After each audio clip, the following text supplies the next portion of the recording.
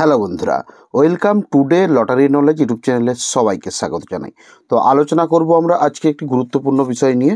তো আপনারা অবশ্যই ভিডিওটি স্কিপ না করে সম্পূর্ণ দেখবেন। তো আলোচ্য বিষয় থাকছে ৯,০০০-এর নতুন গল্প বা সূত্র বা স্টোরি।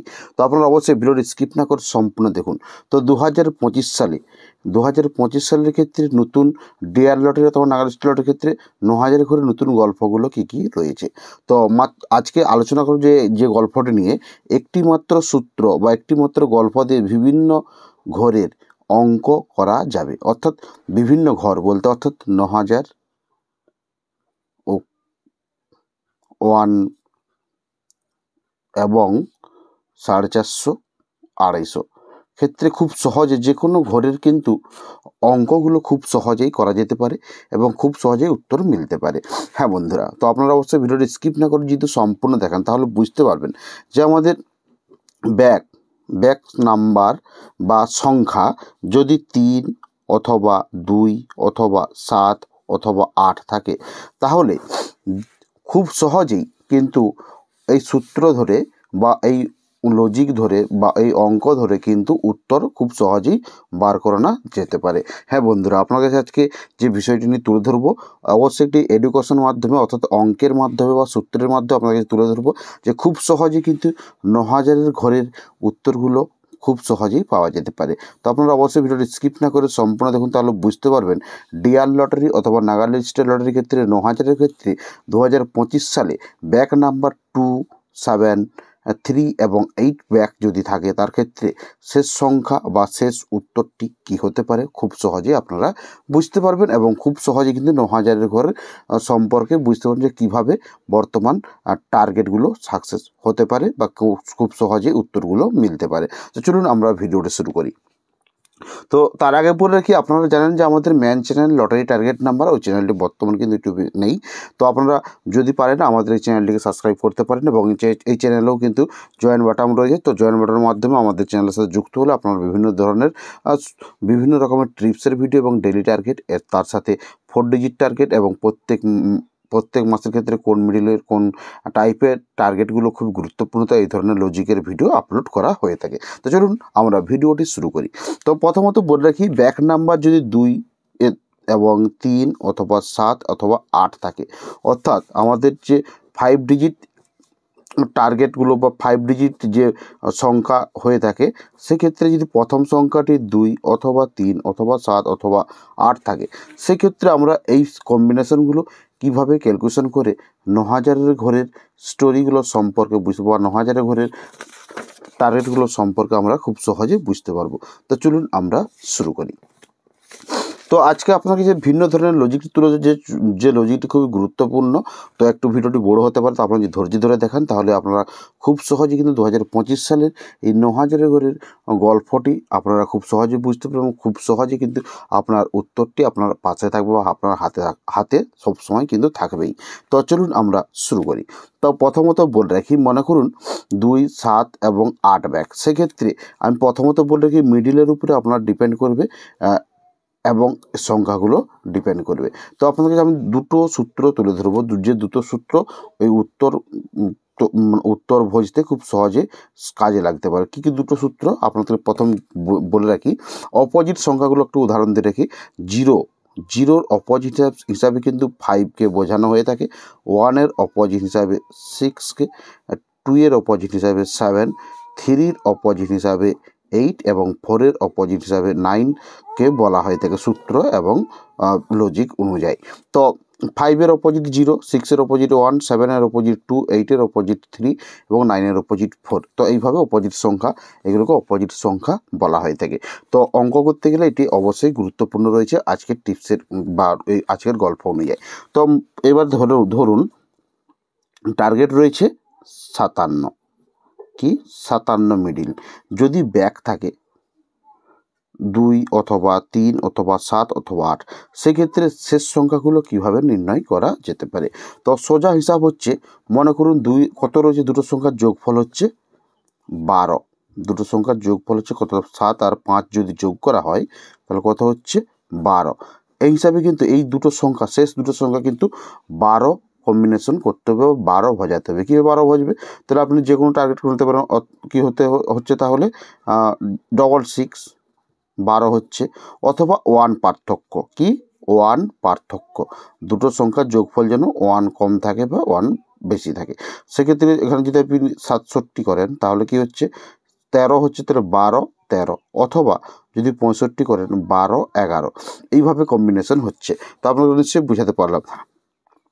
2 3 7 এবং 8 ব্যাগ থাকলে 10 10 অথবা 9 10 অথবা 8 9, অথবা কম্বিনেশন যেন 1 পার্থক্য অথবা সমান হয়ে থাকে। এই দুটো সংখ্যার যোগফল যেমন সমান হয় অথবা 1 পার্থক্য থাকে। তো অবশ্যই আপনাদেরকে বুঝাতে পারলাম। তো এটি হলো 1 নম্বর সূত্র। এবং 2 নম্বর সূত্রটি কি হচ্ছে, 2 নম্বর যে সূত্র রয়েছে, আমাদের যে 5 ডিজিট সংখ্যা রয়েছে, এই যে 5 ডিজিট সংখ্যা রয়েছে বা 5টি সংখ্যা নিয়ে যে আমাদের উত্তরটা মেলে, তার মধ্যে যে কোনো একটি সংখ্যা যদি আমরা অপোজিট সংখ্যাকে বসাই তাহলে কিন্তু 9 দেশের বা 1 পার্থক্যের কম্বিনেশনগুলো হবে। যেমন আপনাদের একটু উদাহরণ দিয়ে দেখায় তাহলে বুঝতে সুবিধা হবে। মনে করুন 3 ব্যাগ, মনে করুন কত bag? 3 bag. 3 bag 43 middle 12, 3 bag 43 middle 12, মনে করুন এই টার্গেট, এটি হচ্ছে একটা টার্গেট। তো এখানে কম্বিনেশন কি হচ্ছে, তাহলে এখানে এর যোগফল কত হচ্ছে 7, কিন্তু এ দুটো সংখ্যা হচ্ছে 12, এ দুটো সংখ্যা কি হচ্ছে 12। তাহলে এখানে কম্বিনেশন দেখুন, যদি একটি সংখ্যা যদি অপোজিট নাম্বার যদি বসানো হয় সেক্ষেত্রে কি হচ্ছে দেখুন। তাহলে যদি আমি যে কোনো একটি সংখ্যা, এই যে সংখ্যাটা মনে করুন 2 রয়েছে, 2-এর অপোজিট সংখ্যা যদি আমি লিখি 7, মনে করি যদি 7 বা ধরা যাক 7, সেক্ষেত্রে কি হচ্ছে 7 এবং 1 কত হচ্ছে 8 যোগফল, এবং 4 আর 3-এর যোগফল কত হচ্ছে 7, তাহলে কি হচ্ছে 1 পার্থক্য হচ্ছে। আচ্ছা, যে কোনো একটা সংখ্যা, মনে করুন আমি এই দুইটাকে বাদ দিলাম, 2-এর অপোজিট সংখ্যা বাদ দিলাম, মনে করি 1-এর অপোজিট সংখ্যা যদি আমি 6 ধরি তাহলে কি হচ্ছে 6 এবং 2 কত হচ্ছে 8, এর যোগফল 7। আচ্ছা, আমি এটাও বাদ দিয়ে দিলাম, তাহলে এটা হচ্ছে 3, এই 3টা ধরবো। তাহলে 3-এর অপোজিট সংখ্যা যদি 8 ধরি তাহলে কত হচ্ছে 4 এবং 8 কত হচ্ছে 12, এখানে কত হচ্ছে 12, তাহলে কম্বিনেশন 12 12 হচ্ছে। আচ্ছা, আমি ধরলাম 3টা বাদ দিয়ে দিলাম, তাহলে হচ্ছে 4টা ধরবো, তাহলে 4-এর অপোজিট কত হচ্ছে 9, যদি 9 বসাই তাহলে হচ্ছে 9 আর 3 কত হচ্ছে 9 3 9 আর 3 কত হচ্ছে 12, কিন্তু এখানে কত হচ্ছে 12, তাহলে যোগফল হচ্ছে 12 12 হচ্ছে। তো অবশ্যই বুঝতে পারলেন, তো এই ধরনের কম্বিনেশনগুলো খুবই গুরুত্বপূর্ণ। তো আপনাদেরকে একটু নতুন লজিক সম্পর্কে বোঝাতে পারলাম। তো অবশ্যই আপনারা এই গল্পটি বা সূত্র ধরেও বুঝতে পারলেন যে কীভাবে কম্বিনেশনগুলো যদি ব্যাক নাম্বার 2 3 7 এবং 8 ব্যাগ দিয়ে যদি বা সংখ্যা দিয়ে যদি শুরু হয়ে থাকে, তার শেষ উত্তরগুলো কি হতে পারে। তো অবশ্যই আপনাদেরকেই অঙ্কের মাধ্যমে বোঝাতে পারলাম। তো আপনাদেরকে যদি একটু উদাহরণ দিয়ে দেখায় বা একটু যদি আপনাদের কাছে রেজাল্টগুলো তুলে ধরি তাহলে আপনারা বা উত্তরগুলো তুলে ধরি, তা আপনারা অবশ্যই বুঝতে পারবেন যে এই কম্বিনেশনগুলো কতটা গুরুত্বপূর্ণ।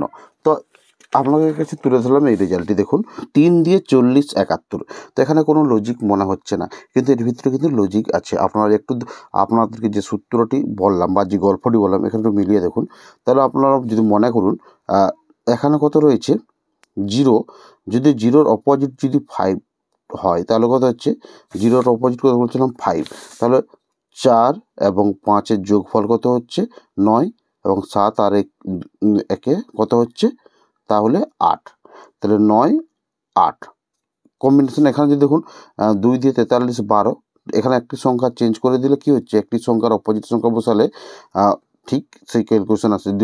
ধরুন 1-এর অপোজিট কত হচ্ছে 6, সেই হিসেবে তো হচ্ছে 6 আর 2 8 এবং 7 3 4 3 7, এই কম্বিনেশনগুলো হচ্ছে। তো আপনাদের যদি আরও যদি রেজাল্ট দেখায় তাহলে আপনাদেরকে বুঝতে আরও সুবিধা হবে। 7 রয়েছে, তো এখানে কি হচ্ছে 98 12, কত আছে 98 12। তো এখানে যদি আপনারা একটা সংখ্যা যদি অপোজিট সংখ্যা বসানো হয়, সে মনে করুন 8-এর অপোজিট 3, সে হিসাবে কী হচ্ছে 8 9 আর 3 কত হচ্ছে 12 12 কম্বিনেশন। তো এখানেও যদি আপনারা একটু লক্ষ্য করেন দেখবেন না, 3-এর যদি 9-এর অপোজিট সংখ্যা ধরেন তাহলে 4, 4 আর 8, 4 আর 8 কত হচ্ছে 12, 12। এই কম্বিনেশনগুলো খুবই গুরুত্বপূর্ণ। তো আপনাদেরকে আমি আরও যদি একটা রেজাল্ট দিয়ে উদাহরণ দিয়ে দেখাই তাহলে আপনাদেরকে বুঝতে আরও সুবিধা হবে। তো আমি আপনাদের আরও তো কয়েকটা রেজাল্ট তুলে ধরি। তো আপনারা যদি লক্ষ্য করেন দেখবেন এখানে 3 ব্যাগ দিয়ে 59, 08, 3 ব্যাগ দিয়ে 59, 08।